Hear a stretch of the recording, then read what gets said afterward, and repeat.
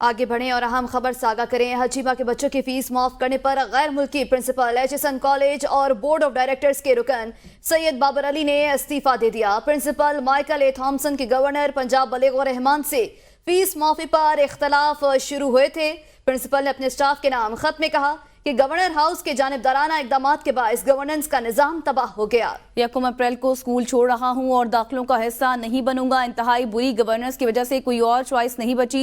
चंद अफराद की खातिर पॉलिसियों में तबाहकुन तब्दीलियां लाई गई हैं। तफसीलात जानते हैं ब्यूरो चीफ लाहौर उमर दराज गोंदल से। उमर दराज, बताइएगा तफसीलन। जी, एचएसएन कॉलेज लाहौर जो खासा मारूफ इदारा है, उसके गैर मुल्की जो प्रिंसिपल है वो अपने ओहदे से या प्रिंसिपल के तौर के ऊपर जो काम कर रहे थे वो मुस्ताफी हो गए हैं। और जो उसकी वजूहात हैं वो विफाकी वजीर अहद चीमा जो हैं उनके 2 साहबजादे जो जेर तालीम है यहाँ पे एचएसएन कॉलेज में, उनकी फीस माफी के मुतालिक एक वहाँ पे मरासला जाता है। और उस मरासले के अलावा कुछ पहले भी मामला चल रहे थे जिसमें जो खातून मोतसिब थी और कशमाला तारिक, उनके फैमिली के मुतालिक भी मामला था।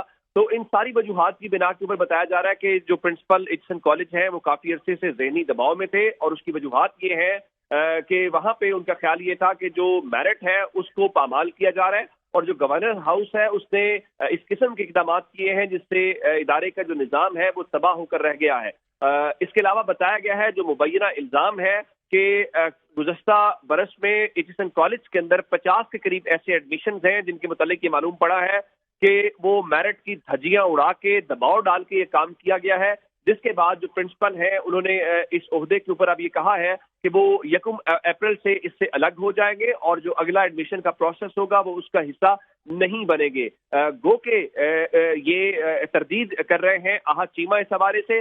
दूसरा एक और जो अहम इससे खबर आई है जो वो ये है कि प्रिंसिपल के बाद जो सीनियर मेंबर है बोर्ड ऑफ गवर्नर्स के बाबर अली, वो भी अपने ओहदे से मुस्ताफी हो गए हैं। इसका मतलब ये है कि इस इस्तीफे की वो भी तौसीक कर रहे हैं कि चीजें वहां पे ठीक नहीं है।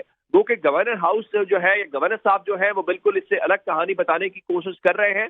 लेकिन ऐसा जो इस्तीफा है, अगर ये भी कहा जाए जो गवर्नर हाउस का ख्याल है कि जी वो टेन्योर पूरा होने वाला है, अगर टेन्योर पूरा होने वाला है तो बेशक वो इस्तीफा 10 रोज पहले क्यों ना आए, तो उस इस्तीफे की वजूहात है। और गवर्नर साहब जो है चूंकि वो खुद भी जाने वाले हैं, उनकी जगह के ऊपर पाकिस्तान पीपल्स पार्टी के गवर्नर ने आना है, लेकिन बलीगुर रहमान साहब ने इस हवाले से एक नई कंट्रोवर्सी पंजाब के अंदर कायम की है।